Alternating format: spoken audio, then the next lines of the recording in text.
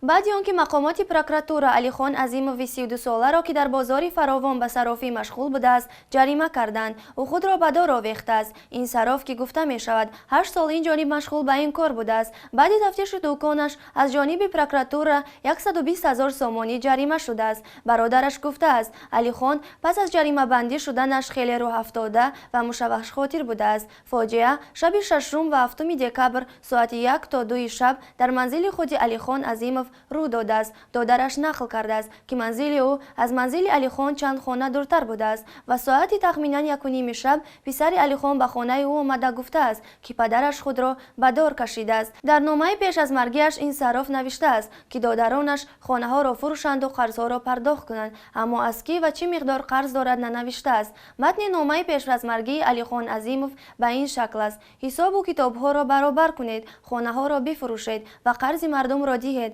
додарҳоям алвидо, додарҳоям. додаронаш мегӯянд онҳо хонаи худи алихон ва ду додарашро ба ин хотир ба фурӯш гузоштанд. фишор болои саррофон баъди якбора поёнравии қурбисомонӣ шурӯъ шуд.